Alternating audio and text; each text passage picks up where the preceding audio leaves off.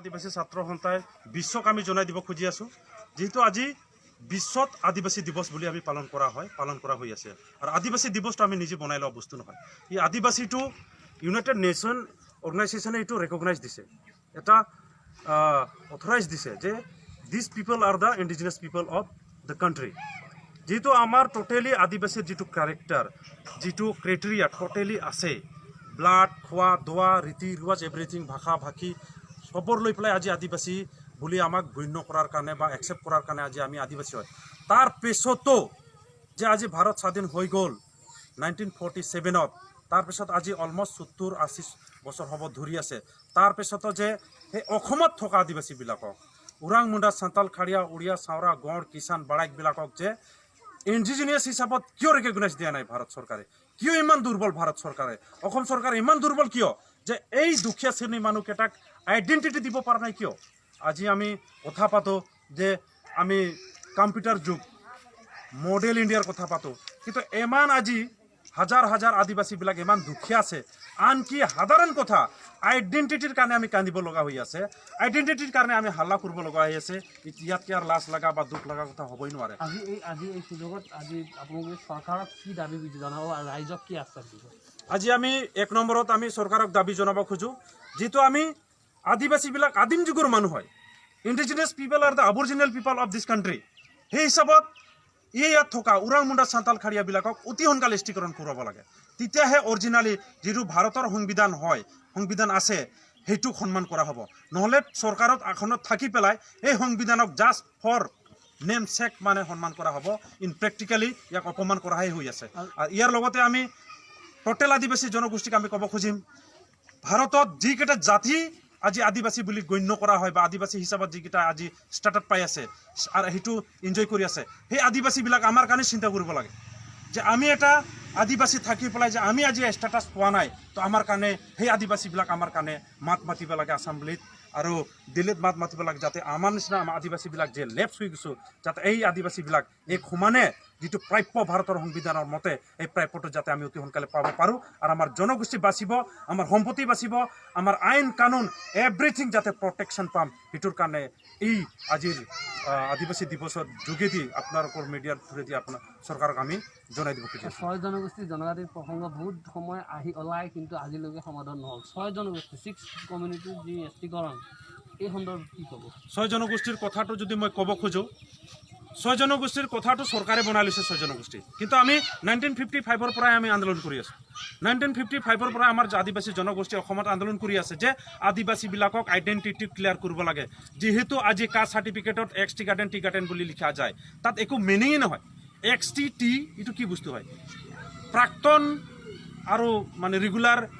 কিমান ডিফাৰেঞ্চ আছে মিনিংটো যাতে সেইটোৰ কাৰণে আমাৰ আদিবাসীবিলাক 1955ৰ পৰাই আন্দোলন কৰি আছিল ফ্ৰান্সিছ হান্সৰ হাতৰ লিডিঙৰ পৰাই আন্দোলন কৰি জাষ্টিন লাকৰা পাই গ'ল 1996ৰ পৰা যে আদিবাসীবিলাকক আইডেণ্টিটিটো ক্লিয়াৰ কৰক তেতিয়াহে এই আদিবাসী জনগোষ্ঠীটো ডেভেলপ হ'ব নহ'লে আৰু যিমানে চৰকাৰে কৰোৰ টকা দিয়ক আদিবাসী ডেভেলপ নহ'ব কাৰণ নামটোই ঠিক কৰা নাই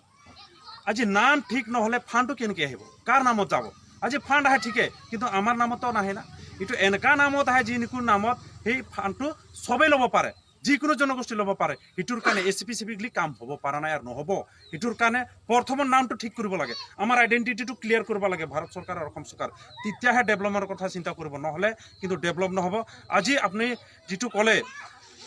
6 জনগোষ্ঠীৰ এষ্টিৰ কথা আজি 6 জনগোষ্ঠী 5 জনগোষ্ঠী কি দিয়ে নিদিয়ে এইটো সিহঁতৰ কথা কিন্তু আমি আছে আদিবাসী আমাৰ ক্ৰাইটেৰিয়া ভাষা এভৰিথিং আমাৰ ক্লিয়াৰ আছে একৰ্ডিং টু RGI 36 আমাৰ সাব ট্ৰাইব আছে সেইটো অলমষ্ট অলৰেডি ক্লিয়াৰ দিয়া আছে ৰিপৰ্ট তাৰ মতে আমাক স্থিৰীকৰণ কৰাব লাগে তাত আৰু সিহঁতে কি কৰাই পেলাই জটিল কৰাই পেলাই থৈ দিছে এইটো চৰকাৰৰ দায় কাৰণ সেইবিলাক কাগজ পত্ৰ কৰা আমাৰ মানুহ নহয় চৰকাৰৰ মানুহ হয় ৰিপ্ৰেজেণ্টেটিভ হয় এই কেইদিনৰ আগতে আমাৰ গ্ৰুপ অফ মিনিষ্টাৰৰ চেয়াৰমেন আমাৰ হেমন্ত বিশ্ব শৰ্মা হয় তেখেতে কৈছিল যে মই অলৰেডি বৰডুমছা মহাসভাত আমাৰ হেমন্ত বিশ্ব শৰ্মাই কৈ দিছিল আমি এই মহাসভাৰ আলোচনাৰ পিছত আমি আৰাউণ্ড 4 মাহৰ পিছত ইয়াৰ ওপৰত আলোচনা কৰি পেলাই আমি এষ্টিকৰণ কৰাই দিম আদিবাসীবিলাকক বুলি আমাৰ হেমন্ত দাই যি নেকি আজি গ্ৰুপ অফ মিনিষ্টাৰৰ চেয়াৰমেন হয় তেখেতে ওচ দিছিলে আজি হেমন্ত দাই কিন্তু কি কৰি আছে আমি গম নাপাওঁ যদি কৰি আছে ভাল কিন্তু যিটো দেখা পালোঁ অলমষ্ট 4 বছৰ পাৰ হৈ গ'ল 4 মাহটো বাদ দি 4 বছৰ পাৰ হৈ গ'ল কিন্তু হেমন্ত ছাৰৰ মুখৰ পৰা আদিবাসীক এষ্টিকৰণ কৰাৰ একো শব্দ শুনি পোৱা নাই আনকি তেখেতৰ লিডিঙতে বড়োবিলাকক কিন্তু বড়ো বিটিআৰ চুক্তি কৰাৰ কাৰণে তেখেতে লিড ল'ল আৰু অন্য জনগোষ্ঠীবিলাকক কিন্তু তেখেতে অট'নমাছ কাউন্সিল দিয়াব পাৰিলে কিন্তু আমাৰ জনগোষ্ঠীক একো দিয়াব নোৱাৰিলে কিয় সাধাৰণ এটা এছটি যোনটো নেকি আমাৰ আইডেণ্টিটি ইটোও দিব পৰা নাই আমি এতিয়ালৈকে লেণ্ডে খোজা নাই লেণ্ড খুজিলেতো বেলেগ কথা বেলেগ এটা কিন্তু লেণ্ড খুজি আছে তেখেতসকলৰ লগত কিন্তু কম্প্ৰমাইজ কৰি আছে আমি নিজৰ আইডেণ্টিটি যিটো আমাৰ ভাৰতৰ সংবিধানৰ মতে আমি পাবই লাগে সেইটোক তেখেতসকলে এৰিয়া ৰেষ্ট্ৰিকশ্যন কৰি বন্ধ কৰি দিছে তেতিয়াহ'লে কোনটো যুক্তিত তেখেতসকলে কাম কৰিব খুজি আছে এইটোৰ কাৰণে হেমন্ত ছাৰে যদি ইচ্ছা কৰে আদিবাসীবিলাকক এই 2 বছৰত উইথিন 2020 এষ্টিকৰণ কৰিব পাৰিব অন্যথা তেখেতৰ যদি ইণ্টাৰেষ্ট নাই আৰু 50 বছৰ হ'লেও এষ্টি কৰি নিদিয়ে এইটো খাটাং এইটোৰ কাৰণে আমি হেমন্ত ছাৰক বিশ্বাস কৰি আছিলোঁ আশা কৰি আছিলোঁ আনকি মোদী নিজে কোকৰাঝাৰত কৈছিল বিজেপি চৰকাৰ অহাৰ লগে লগে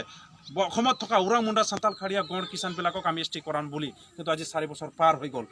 কৰাম কৈ শেষ কৰি দিলে আনকি অমিত শ্বাহে ট্ৰাই পাৰ্টি টক হ'ল দিল্লীত তেতিয়াও কৈছিল মোৰ নিজৰ টাইটেল লৈ পেলাই কৈছিল যে নাক সাহেব আপ লোক কা জব প্ৰাপ্য হয় জব মিলনা হাম কৰা দেंगे কিন্তু ক'ত এটা অলমোষ্ট 5 ইয়াৰ্ছ নেক্সট এপ্ৰিল মাহত ইলেকশ্যনে হ'ব তেতিয়াহ'লে আমাৰ এষ্টিকৰণ কেতিয়া হ'ব গতিকে সেইটোৰ কাৰণে আমি বাধ্য আজি বিজেপি চৰকাৰক গঠন কৰাত কিন্তু আমি লিড লৈছিলোঁ আমি কেম্পিং কৰিছিলোঁ অপেনলি আপোনালোকে হিষ্ট্ৰীটো কিন্তু বিচাৰি পাব চাগে কোনো ষ্টুডেণ্ট বুডি এনেকুৱা পলিটিকেল পাৰ্টিত অপেনলি কেম্পিং কৰা নাছিল মই নিজে কৰিছিলোঁ জাতিৰ স্বাৰ্থত কিন্তু আজি সেই পলিটিকেল পাৰ্টি ইমান ঠকন দিছে গতিকে একদিনে ঠকাব পাৰে একদিনে টেঙা আম বিক্ৰী কৰিব পাৰে বাৰে নোৱাৰে আৰু আমিও ষ্টুডেণ্ট ইউনিয়ন হয় আমি কোনো পলিটিকেল পাৰ্টি নহয় আমাক পইচা টকাৰ লগত কিনি ল'ব নোৱাৰে গতিকে ষ্টুডেণ্ট ইউনিয়নৰ যিটো দাবী হয় আৰু আমাৰ মূল দাবী চাৰ্টাৰ অফ ডিমাণ্ড এষ্টিকৰণ হয় তাৰ পিছতো বহুত বস্তু আছে আজি পলিটিকেলি আমাৰ একো প্ৰটেকশ্যন নাই ইকনমিকলি আমাৰ একো প্ৰটেকশ্যন নাই জব কোট আছে আমাৰ কোটা একো কোটাই নাই মাটি বাৰী আমাৰ কিমান ম্যাদী হয় আজিও হাজাৰ মাটি পৰি আছে আমাৰ মাটি ম্যাদীকৰণ কৰা নাই কিয় কি কাৰণত কি কথা আছে কিন্তু আমাতকে কৰ বাহিৰৰ মানুহবিলাকৰ ম্যাদী পাট্টা পাই আছে সেই হিচাপত জব কৈ দিয়ক না আমাৰ আদিবাসী কেইটা দিছে কেই হাজাৰ দিছে কওকচোন আমি হিচাপ কৰি দিব পাৰিম কিন্তু ঠিক তেনেকেই আজি আমাৰ এডুকেশ্যনত কিমানজনক আজি আমি হায়াৰ ষ্টাডিজ কৰাব পাৰিছে চৰকাৰৰ ফাণ্ডত কওকচোন কেইজনক পঢ়াব পাৰিছে নেকি পাৰাই নাই सबका साथ सबका विकास ক'ত এইটো কথা মিনিং হৈছে নেকি ইয়াৰ মিনিং হোৱা নাই উল্টাটো হৈছে আচ্ছা মই লাষ্টত সুধো আদিবাসী অঞ্চল বা বাগানৰ অঞ্চলত 119টা হাইস্কুল স্থাপন বা হাইস্কুল আৰু হাই ছেকেণ্ডেৰী স্থাপনৰ যি চৰকাৰী সিদ্ধান্ত এই সিদ্ধান্তত আপুনি কি কয় সেই সিদ্ধান্ত বিজেপি চৰকাৰ অলৰেডি তেখেতসকলে কৈছিল যে আমি 200টা স্কুল দিম বুলি কিন্তু 200টাৰ পৰা কেনেকুৱা মাইনাছ হৈ পেলাই আজি 119টা হ'ল এইটো আমি বুজি পোৱা নাই কাৰণ আকৰ্ডিং টু পপুলেশ্যন আমাৰ কিমান স্কুল লাগে আপোনালোকে অলমষ্ট গম পাব এইটো মই ক'ব খোজা নাই আমাৰ পপুলেশ্যন হিচাপত গাঁও বাগান মাত্ৰ বাগানত আমাৰ মানুহ নাই নহয় আৰু স্কুলটো মাত্ৰ বাগানত দিছে গাঁৱৰ কেইটা কি আমি পঢ়িব নালাগে গাঁৱৰ কেইটা ক'ত পঢ়িব তেতিয়াহ'লে বাগানৰ একলা পঢ়িব লাগে মানে বাগানৰ ভোটটো পাম গোটা সেইটো ভাবিছে নেকি সেইটো ডিপ্ল'মাঞ্চ নেকি আমাৰ ইমানটা গাঁও আছে ডাঙৰ গাঁও এটা গাঁৱতে কমচে কম আমাৰ 500ৰ পৰা 1000 ঘৰ পৰিয়াল আছে তেতিয়াহ'লে তাৰ ল'ৰা ছোৱালী কিমান হ'ব তাৰ মানে গাঁৱৰ মানুহ পঢ়িব নালাগে বুৰ্বক হৈ থাক এইটো ভাবিছে নেকি আদিবাসীৰ যদি স্কুল দিছে কি বাগান আৰু কি বস্তি টোটেলি আদিবাসী এৰিয়াত স্কুলটো দিব লাগে এইটোৰ কাৰণে কৈছোঁ আমি গাঁও এৰিয়াতো স্কুল দিব লাগে অন্যথা আমি এই কথাত আমি সমৰ্থন নহয় যিমানটা স্কুল দিছে তাক আমি ৱেলকাম জনাইছোঁ ভাল কথা এইটো এটা কোনো চৰকাৰে দিয়া নাই সেইটো কাৰণে আমি ধন্যবাদ দিছোঁ বাট যিটো 200টাৰ কৈছিল সেই 200টা ক'ত গ'ল আৰু মাত্ৰ বাগানত বনাই আছে কিয় এইটোতো কোনো যুক্তি নহয় না গাঁৱৰ মানুহবিলাক কি আদিবাসী নহয় সিহঁতে কি ভাত নাখায় কি সিহঁতে ভাৰতৰ মানুহ নহয় সিহঁতে কি ভোট নিদিয়ে বিজেপিক কি গাঁৱৰ মানুহৰ ভোট নালাগে চিধা কথা এইটোৰ কাৰণে কৈ আছোঁ এইটোৰ কাৰণে আমি কৈ আছোঁ বিজেপি চৰকাৰক যদি আমাক এষ্টিকৰণ কৰাই নিদিয়ে আৰু যেনেকুৱাও বেলেগ জনগোষ্ঠীবিলাকক যি প্ৰাপ্যবিলাক দি আছে তেনেকৈ যদি আমাৰ জনগোষ্ঠীক নিদিয়ে তেতিয়াহ'লে আমি ভোট বৰ্জন নকৰোঁ বিজেপিক বৰ্জন কৰিম আমাৰ আশাৰ পৰা এইটো ক্লিয়াৰ কাৰণ আমাৰ ষ্টেণ্ড ক্লিয়াৰ আছে আগতে সেইটোৱে কথা কৈ আহিছোঁ যেতিয়া সিহঁতৰ লগত আলোচনা হৈছে আমি এইটোৱেই কৈছোঁ বেলেগ আৰু আলোচনা নকৰোঁ এছ টি যদি দিয়ে আমি আছোঁ আৰু এছ টি নিদিয়ে আমি নাই এনেও দুখীয়া তেনেও দুখীয়া যেনেকৈ আছে তেনেকৈ চলি ল'ম